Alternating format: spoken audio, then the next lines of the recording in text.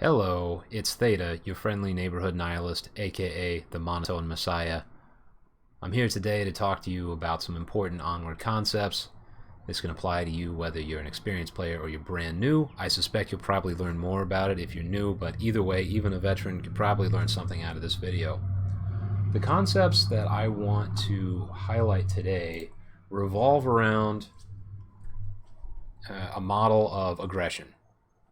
So most people think of in terms of aggressive or passive, and I want to elaborate a little bit more using poker. Now, I've played a lot of poker in my life. I've never been a pro, but I have known several pros. I've played a lot with pros, spent a lot of time just researching the way that pros think and the way that pros play. And in poker, figuring out how the other players bet is pretty much the whole game. If you can reliably predict how someone will bet, then you can dominate them. Because that's so important, a whole framework has been developed over time to describe these betting habits. This framework isn't a perfect analog for a game like Onward, but it's an excellent starting point. So I'm going to bring up a little overlay here. And you can see this is kind of the general framework that I was talking about. It's not perfect. Again, it's not exactly translatable to Onward, but I think it's a good starting point. Now, as you can see, there's these different quadrants, and when we're looking at these quadrants, you have to think about, okay, aggressiveness versus percentage of hands played. So percentage of hands played just represents what's called range in poker, which means the number of potential hands that a person will play. And in Onward, we can just simplify that to the variety of different plays or strategies that you would expect a team or even a player to use. And the passive-aggressive spectrum over here is simply a willingness to make offensive moves. So if you are, for example, a tight aggressive player, or a tag as they call them, that means that you don't play a ton of hands, but when you do play them, you bet aggressively. Similarly, in Onward, a tight aggressive team would be one where, for example, they kind of slow push for a while, and then at the last moment they burst and just hit you with a ton of aggression. That's kind of a characteristic of EU teams. That's kind of the trademark EU play style. Loose aggressive would be more like you never really know exactly how they're going to be positioning, but you know for a fact that they're going to be hitting you hard. We're going to talk about the upsides and downsides of that play style a lot. But tight passive, they call it a nit or a rock. It's kind of a derogatory term in poker, but tight passive basically means that you play like a predictable set of plays. In Onward terms, that would mean you can expect, for example, on defense, they're going to be in the exact same spots every time, and they're just going to wait for you. They're not going to push out. They're not going to pop you at all. They're just going to wait and hold their angles and not do anything until you have crossed that line. This is a really dangerous way to play. A lot of teams do it, and in moderation, it can work, and we're going to talk about the situations where it does, but in general, it's a very tough spot to be in. And then loose passive, which is not something you really see from any of the top teams, that more or less means that you're willing to play a ton of different styles, but you're not willing to complement that with aggression in any way, shape, or form. So, for example, in a poker table, somebody would get, a really, a great hand and then not bet heavily on it. Likewise, when an Onward team plays loose passive, it means they get some kind of advantage. Let's say they take out a bunch of guys, and then they don't do anything with that advantage. They just sit and wait. And there are a few situations where that makes sense to some degree. Usually, late in the game when someone's trying to just secure a win, it can make some sense. But in general, it's kind of a dangerous play style as well. I want to mostly sit and contemplate the tight aggressive and loose aggressive with a little bit of the tight passive. We're not going to spend a lot of time on loose passive because I think it's just generally a terrible play style. And with all that said, we're going to examine two different teams that Mayhem played. One is Animal House, which is going right now. And as you'll see, Animal House is a pretty aggressive team. They sort of modulate between the tag style and the lag style, the tight aggressive and the loose aggressive, which makes them a very dangerous opponent. And Fury, which is much more of a loose aggressive team, which, while it can be very dangerous, can also make them somewhat predictable. And we're going to go over examples of all that with these games. Now, again, like with most of my videos, I don't want to go over the entire game. I'm just going to be talking about specific points in the game to highlight these concepts. All right, so I'm going to drop this overlay, and then I will jump to the first round. All right, so we're on cargo here. Animal House is really good at capping, as you're about to find out. As we're looking here, let's look at the defensive setup.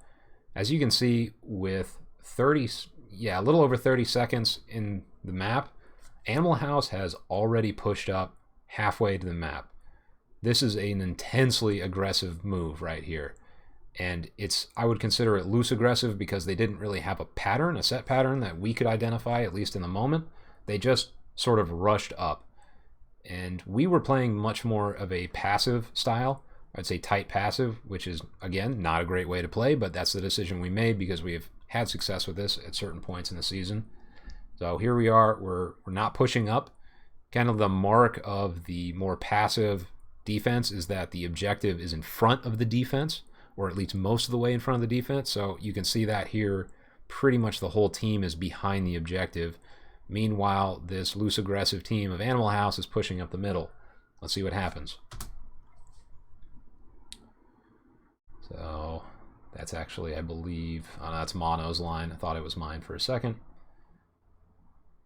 So right there, we already lost somebody. Now we're at a numerical disadvantage. You can see they're pushing the shield up the middle. We're throwing grenades. I think that was even my grenade.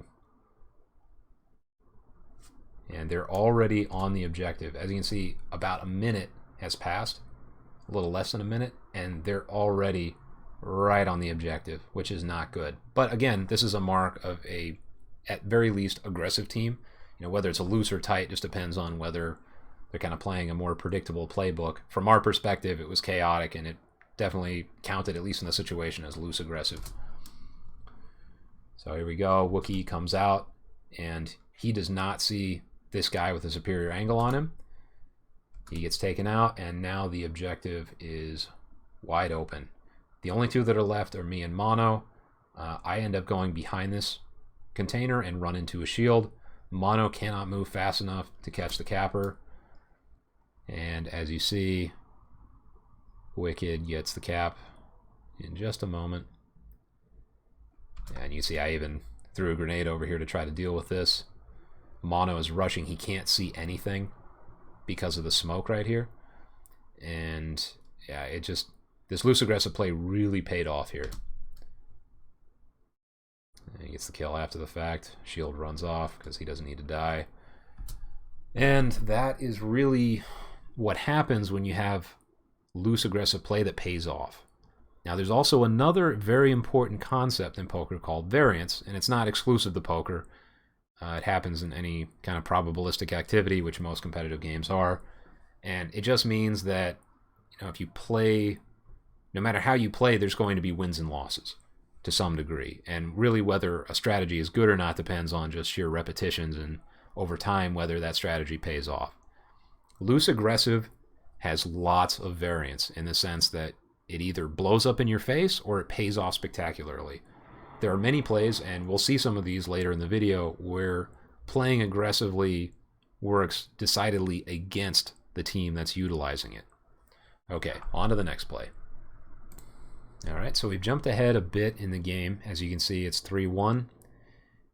And the reason I wanted to highlight this portion of the match is because we tried to play slow on offense here to kind of deal with their aggression with the expectation that they were going to push out on us.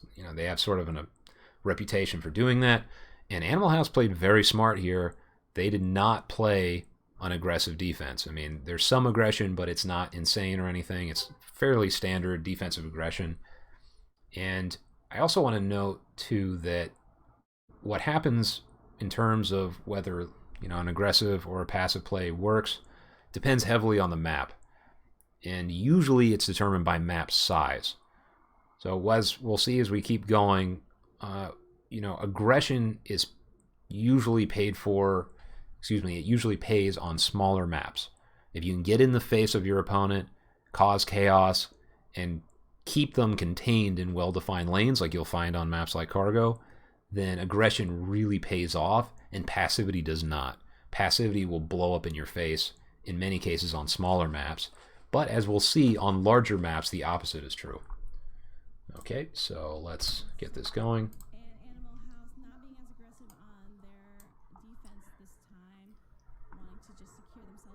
So by going slow here, all that we really did for them was we gave them a chance to set up their lines,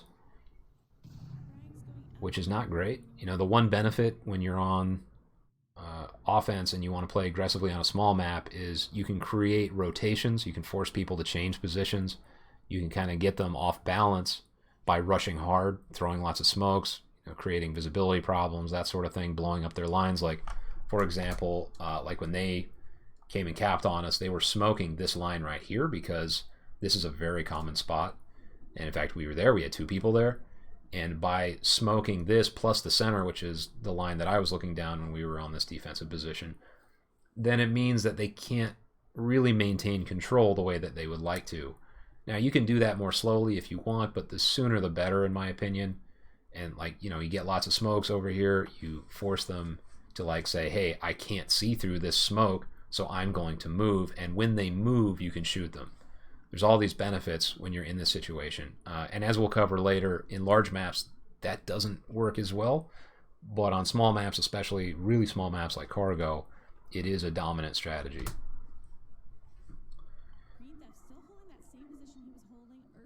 As you can see, we're all still pretty far back.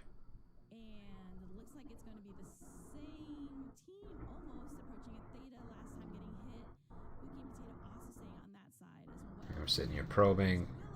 Pushes up, picks up James. And we just lost James here. See, he was picked off on this left side. So we have one person on the left side, three on the right. And now they start pushing up a little bit. You know, Willow gets into the middle, and he's about to pick me off. I saw him a little too late. Tried to shoot him, but it didn't work. And now you can see they have made adjustments. This is where really, like, the loose part comes out, is they started out in a pretty standard defensive configuration. They had Willow pushed up a little bit here, but once there was one down, they knew there was some weakness on this side. Willow pushed up. And we were not expecting that, as was obvious by the fact that I got caught off guard by it. That's where looseness really shows its benefit, is being unpredictable. Now, if they just stayed back, we could have potentially picked them apart and, you know, used our more passive playstyle to our advantage, but by pushing up and doing something unexpected, aka loose, it was very hard for us to deal with.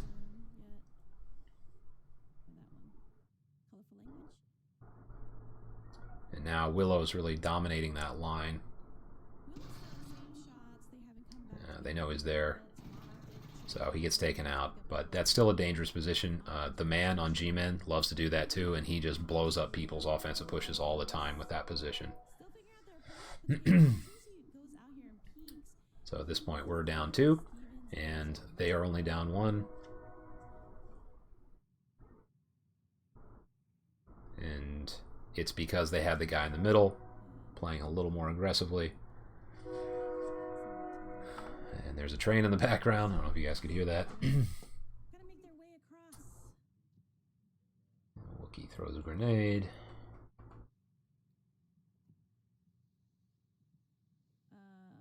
Okay, so this is starting to be a better strategy. We're starting to smoke them out, force them to make some adjustments because they can't see quite as well. They're getting audio distortions because of the smoke.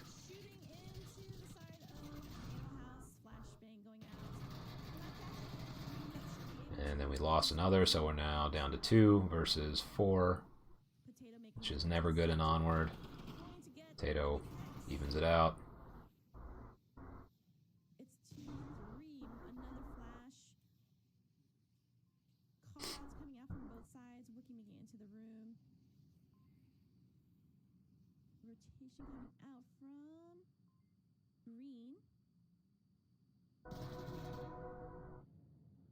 Giving away his position, probably confirming that. Now in this case, it would have made a little more sense to smoke through that line and then push hard, but because we had taken so long, You know, these guys had time to establish their lines of control, and now it was really their game.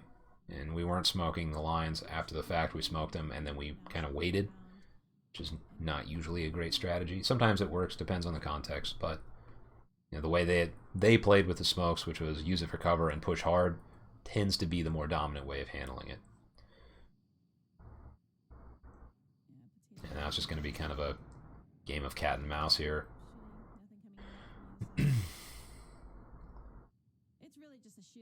In Onward, if you find this sort of situation, it uses, with some exceptions, it is usually just a matter of time before the team that's down loses. You know, if anybody could pull it off, it would be Potato or Wookiee. In this case, it did not work out, but it's okay. So again, they're being kind of loose here in the sense that he's not staying put. You know, he's rotating. You know, he's taking this information, he's doing something with it. The mark of a passive team, excuse me, a tight team is one that doesn't rotate very much, and you can just sort of expect them to be in certain positions, and then, you know, whether they're passive or aggressive is determined by how much they try to take advantage of that situation. As you can see now, it's 2v1, which is a tough situation to be in, especially on this objective, especially with a defense that has its lines squared away like this. 53 seconds.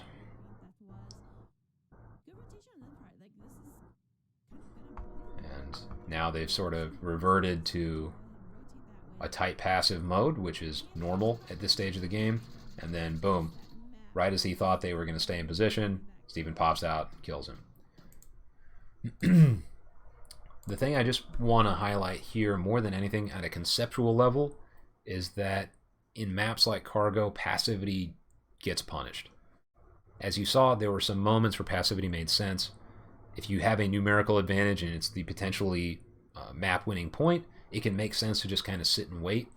You know, if you have like a 3v1 or a 4v2 or something along those lines, there's really no reason to push out and risk getting picked off when you can just sit and cover all your angles and win. In a tighter situation, and by tighter I mean player count, you know, it's like, you know, 3v4, 2v3, 2v1, something like that. It pays to be a little more aggressive, and it pays to use things like smoke cover and the like to kind of get in their face.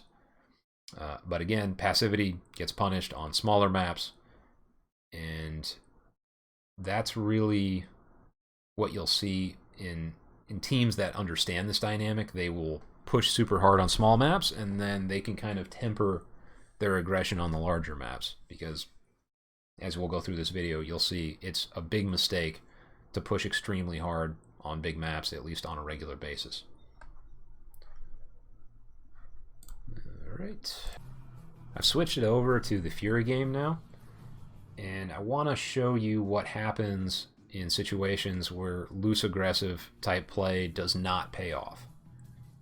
And we're going to start with a cargo round, and then we're going to go to a Q1 round, just to highlight what happens when a team is not only loose aggressive, but is sort of predictably loose aggressive.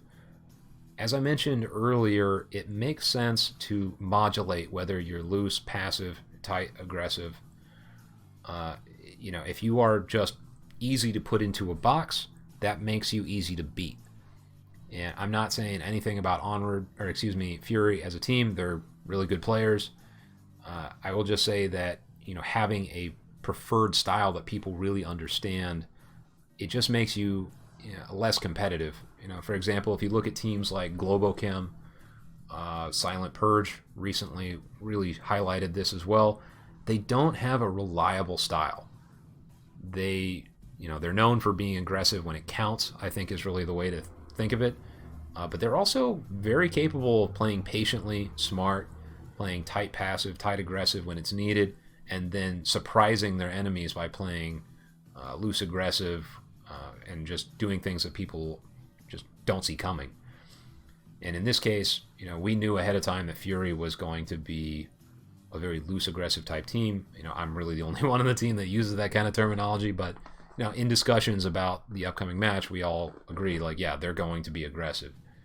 And to highlight that, I'm going to show you some of these rounds, and let's get into it. This round is kind of funny, and I'm highlighting it even though we ended up losing this round because they very narrowly won, and it blew up in their faces pretty fast. Then they just came back at the end there, which, you know, hats off to them. They did a good job. It was just a really dangerous strategy to play, as you'll see. So we knew they were going to push hard, and they did. So we stayed back, and as you'll see, I took out 4 of them before going down. And that really, you know, again, they ended up getting it, but this is a great example of variance where all it would have taken was one mistake on their part and they would have lost this round. So I'm just going to show you the push. I'm not going to make you sit and watch the whole round because it gets a little drawn out at the end. But we'll start here. As you see, they're already raring to go. And they push, right, the whole team goes out to the middle. As you can see, we're holding back. I'm on this left side here. They took one, so, you know, to their credit, that paid off a bit. Then there's a trade. It ends up turning into a revive. Another grenade downs here. James. Okay, so they start pushing hard into my position. I take out one, and this guy starts running down the tunnel. I'm about to pick him off as well. That's GT. So he goes down. So we're less than a minute in, and we've already got a 3v3. It's about to turn into a 2v2. Or excuse me, no, 2v1. So I'm about to trade with Crimson. So there you go, 2v1, and it just hit the 1 minute mark. That's, again, so we knew that they were going to be aggressive. So that would count as an aggressive move. Definitely loose aggressive as well, because even though we figured they would be aggressive, none of us were expecting them to push more or less the entire team all the way up like that. I mean, by the time I got my first kill, the guy was practically in our spawn, which was not something that I personally was expecting. I was just trying to watch the lane and see if somebody was going to peek and push, and then somebody decided to run down tunnel too, which again surprised me a bit that they were pushing that hard, and I ended up trading with somebody right in front of our spawn. So yeah, very loose aggressive play style. We knew that was coming, and they did win this round 2v1 at the end here, but this is again an example of variance. I would not recommend doing this sort of thing if you're going to play on a map like this, even though aggression does pay off, because the variance can be devastating. You know, this very easily could have backfired to the point where it was like a 4v1 or a 5v1 even, just because they were pushing so hard into the lanes. If they're playing against a more tight aggressive team, like let's say, I don't know, Globochem or Silent Purge, like I mentioned before, they likely would have been wiped out before anything really happened because they know how to modulate themselves like that. Okay, on to the next round. Alright, once again, we're here with Fury, and this is Q1. This is the very first round of Q1. And what's interesting about this is this was the 3rd round, if I remember correctly. Yeah, so this is the tiebreaker because they had beat us on cargo and we had beat them on the 1st round, which was downfall. And I was really surprised to see them push this hard on such an important round. And this really highlights the dangers of loose aggressive play. This is where variance comes back to bite you in the ass, so to speak. Right off the bat, they've got people pushing all the way up, Bald-headed in particular. So War Within goes pretty far, but Bald goes absolutely balls to the wall here and starts pushing. Now, they decided to push hard, and James already took somebody out. I don't remember if Bald got spotted out here. So there's, yeah, I think he did with that little laser. So they're already, it's 25 seconds in, they're already down 2. Then Bald runs into me. I take him out.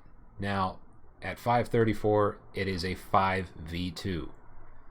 Some teams, just by virtue of their skill and a lot of luck, can survive that sort of thing on defense, especially on maybe larger maps that, you know, reward passivity a little bit more. But this is just a really bad spot to put yourself into, especially on a game-deciding map. So we come here and, yeah, so within 30 seconds, less than 30 seconds, they already have lost most of their team. Now, this paid off. Capitano should have had him. It was just bad luck, really. War, to his credit, had the angle before Cappy did, but that very easily could have turned into a trade because they were both just looking at each other, which tends to generate angles for trades. All right, I had to pause the recording there because somebody was outside my window screaming. I don't know if you guys could hear that. So, what I was trying to say before I was so rudely interrupted by my environment is that this very easily could have turned into a trade. There's no reason that this, I mean, you know, War Within was even being a little spicy there by just kind of looking out like that. He could have easily hung out on this corner and just waited for Cappy to push over, and he probably would have got him there. So, risky move to make. Just in general, this whole play was really risky. And again, like, sometimes it pays off. I mean, sometimes you play against a really passive team, like a tight passive team that just, you know, takes it real easy and doesn't push hard, doesn't take advantages the way that they should. You can push onto them and take advantage of that, surprise them, and decimate the team. The problem is that at higher levels, that doesn't happen very often. You won't find any of the teams in the top 10 that really play what I would call a tight passive style. There's lots of tight aggressive styles. Again, the EU, while at first blanch might seem like a tight passive group of teams, in most cases they're very tight aggressive. So they'll go very slow up front, but once they get into position, they hit you so hard you don't see it coming. And before you know it, you know, you think you're safe, you're in position, there's not much time left on the clock, you think you'll be fine, and then they just decimate the team. That's a pretty devastating play style, and in fact this season it got them into the finals match. Globo, a much more aggressive team, you know, tight aggressive, but more aggressive than them, I would say, ended up taking it. But it still speaks volumes about how effective that playstyle is. And in fact, there were a lot of EU teams that played that way and got to, you know, not necessarily the final match, of course, but very close. You know, a lot of the top teams play that way.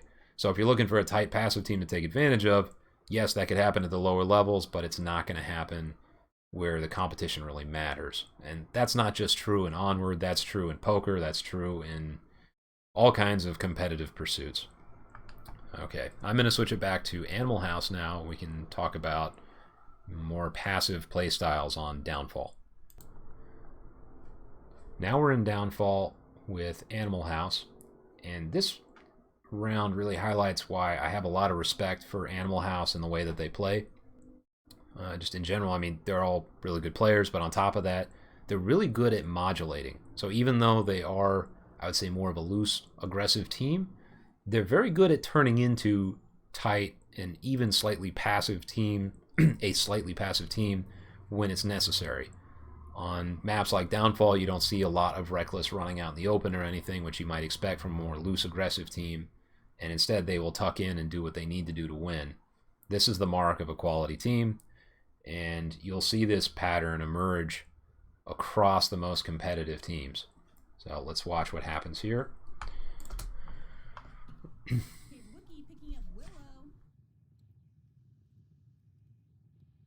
Now, this is really a tight, passive type of play style. It makes sense, though. So they just lost somebody. They're now 4v5. On a map like Cargo or even Quarantine, you know, the smaller maps, that's a serious problem. On a map like Downfall, where there's so much open space and there's so many angles to catch people, that's much less of an issue. Now, it matters, of course, numerical deficits are never good, but as you'll see, you can just hold these dominant angles, especially on this particular objective.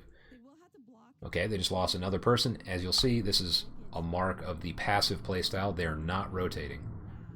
They're looking around, but they're staying in position.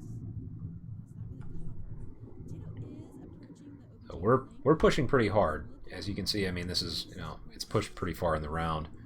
It's about a minute left, so we're coming hard. But it's 3v4, it was just 3v5. this is going to turn against us momentarily. Here goes James. I'm about to die in a minute too because I didn't see this guy. I didn't really know what happened there. I ran on the corner and get popped. Okay, and now it's 2v, technically 2.5-ish because one guy's down. Again, no rotations. They are right where they should be, really. Wookie comes around. Steven's extremely loud, so Wookie heard him and confirmed, but didn't matter. Wookie's out in the open, and they've got the angles covered. Just want to highlight one more time. I know I sound like kind of a broken record here, but you know, whether you should be passive, aggressive, tight, or loose is heavily dependent on the map. Downfall is a huge map. A big problem with being loose, aggressive in particular, on defense in particular, on Downfall, is it's easier to get surrounded. And that's a problem. If you get surrounded, then it becomes much harder to defend. And if you're surrounded and you're down people, let's say it's like something more extreme, like a 4 or 5v1, you've got people all around you, on an open map, that is pretty much death. You're not going to be able to defend it. And there's plenty of objectives in Onward where being surrounded is a real problem. And in open maps in particular, you just want to hold your lines.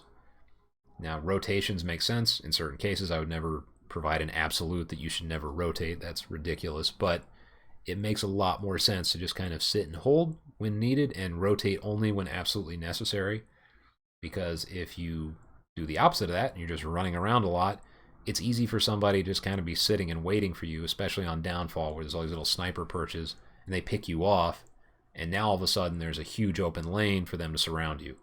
And surrounding in a game of angles like Onward is, in most cases, enough to get you killed and make you lose the round.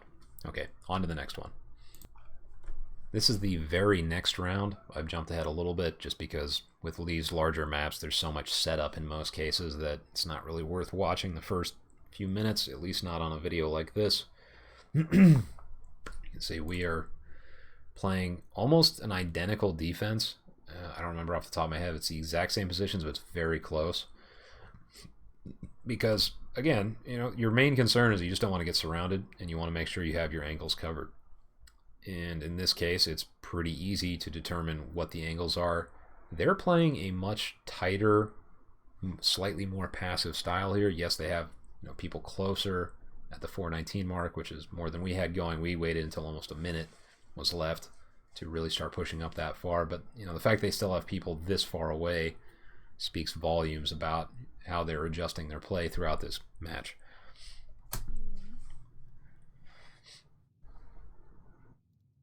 And the funny part about this map, excuse me, this round, is that it happens very similarly, you know, things progress, I should say, very similarly to the round before that, whereas we all just kind of sit and wait. And it worked. Downfall really does not work well for the more aggressive, especially loose aggressive teams in Onward. There's also a funny moment here.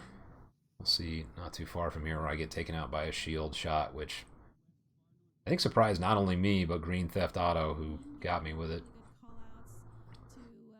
This is a slightly more aggressive play than you would normally expect in Downfall, but with a shield it makes a little more sense because it's easier to protect yourself. And a lot of teams are now doing this. It's become somewhat common now where a team with a good shield player will push the shield out and just use him as an observer, which was really Green Theft's job throughout this. Just approach the objective, scope out the positions, and know that you can't get taken out.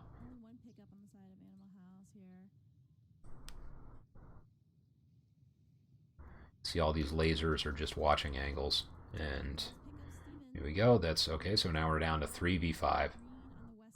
It is really tough to win on Downfall when you have an offensive deficit. And here we're trying to light this guy up. I'm spending way too much ammo, and I did not adjust. I just hung out at the ice cream truck, which is a mistake I have never repeated since. Yeah, and he just from practically a mile away pops out and shoots me once in the head. And that is shield play in a nutshell in Onward. Alright, that's the extent of my griping for this video. So once again, we have a much tighter playstyle on our side because we did not rotate. I went down, it's 4v3 now, and everyone is still in position. You know, we're rotating a little bit here and there just to kind of check angles, but other than that, pretty tight.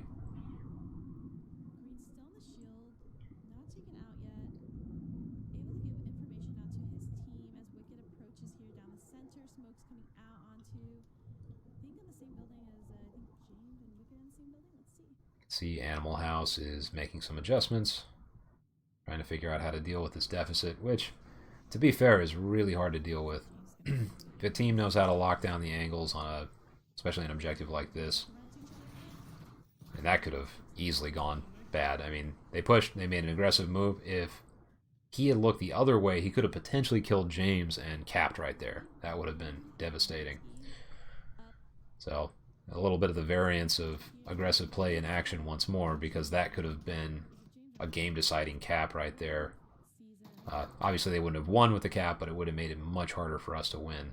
And it's just because he pushed hard, and the dice just didn't go his way. He just looked the wrong direction in a situation where it would have made sense to look the direction he looked. It was just, again, bad luck. There's Wookiee blowing himself up. Great job, Wookiee. Alright, last guy up is the shield. And just, this is a common pattern in Downfall where, you know, a more aggressive team pushes hard, you know, harder than they probably should, even if they're trying to be tight, and they just get picked apart one by one. That's pretty much what happened there. Alright, that's the extent of the game footage I want to go over now. But let's just think about some key takeaways here. So, number one, whether you should play loose, tight, passive, or aggressive depends mostly on two factors. Number one, the other team, and the map. You have to understand the character of the team that you're playing, and you're never going to know exactly what that character is. And people are smart. They will figure out that, hey, people think of us this way, so let's not do this exact thing that we always do, and they'll change it up even though you plan for a certain thing. But a lot of teams are predictable. And in most cases, teams are more predictable than you realize. It's just a matter of watching them and understanding them. That's part of the reason I made this video, so you could get a framework in your head for doing that. And then the other factor is the map. Larger maps will punish aggression at, you know, some sort of sliding scale. Downfall is kind of the extreme end there, where being loose aggressive is most likely to get you killed just because there's so much open space and there's just not a lot of room for error. In consequence, not a lot of room for variance. You know, chances are, if you are a more loose aggressive type player or team and you play that way on a big map against a more passive or tight team, you're probably going to get wrecked. It just doesn't pay off to play that way. On those types of maps, in general, tight aggressive is the better way to do things, at least if you're on offense, and then maybe slightly tight passive or tight aggressive on defense. I'd say number two, a good rule of thumb is don't play tight passive too often, especially on smaller maps. Tight passive feels comfortable. I think especially to newer players, that's not always true. I know lots of experienced players that feel this way too. But tight passive just makes you feel safe because you don't have to do anything. You just kind of sit and wait. What that ends up providing, though, is a situation where you're likely to get ambushed. You will get surrounded and taken out at the last minute, which is, once again, kind of the EU way of doing things, but most top teams have one way or another of doing that to you. So don't get too complacent with that. If you're going to play it tight aggressive. In other words, you know, if you're going to just kind of play a limited number of plays or strategies or whatever, at least make sure that when you have an advantage, you capitalize on it. Don't just like take somebody out and say, okay, this is fine, with the exception of playing on really large maps like Downfall, where sometimes that makes sense on defense. Number three is that aggression can pay spectacularly, but it's a two-edged sword. It can also backfire spectacularly. You have to take into account the variance of an aggressive play. You know, the more passive and tight styles are much more predictable, both for the other team and for you. You're much more likely to know what's going to happen if you play that way. As a result, though, you can often lose games because you're playing too predictably. So just realize that being a bit loose-aggressive is kind of a requirement. You see this in poker, too. Most of the top players can be classified as more loose-aggressive than anything. They'll play tight passive, or excuse me, tight aggressive some of the time, or maybe even a lot of the time, but when it really counts, when they know that people are not expecting them to be aggressive and loose, they'll play loose-aggressive, and it pays off huge. It can also make them go bust. I mean, I personally know poker players who have had swings of bankroll, that could be measured in hundreds of thousands of dollars. It's a big deal, and even though they're playing the right way, things just don't go their way all the time, and that's very true for Onward too. So just think about that. It's more comfortable to be passive, and in most cases, you're going to have more predictable results, usually mediocre results, frankly. Whereas if you play a more aggressive style, whether it's tight or loose, you will have higher variance, which means you will have more spectacular results sometimes. Make no mistake that play style, if done correctly, is something that can pay off in a big, big way. I will say there's kind of a qualification in that it requires greater skill to play loose-aggressive. That's like with poker, the best guys can play loose-aggressive because they know how to play loose-aggressive, not because they are just loose-aggressive personalities for the most part. It's calculated. So if you are going to play loose-aggressive, do it in a calculated fashion. Don't just do it because you want to be a wild man or wild woman, whatever. And number 4, this is the most important point, is learning how to modulate aggression, passivity, and loose and tight play patterns represents one of the key challenges in any competitive game. Onward is no exception. This is true no matter what you're doing. You have to figure out how to be unpredictable. You have to know how to surprise people. And you need to know how to read your opponents. And all of that is baked into this framework of aggressive, passive, loose, and tight. Those are the major points I wanted to go over.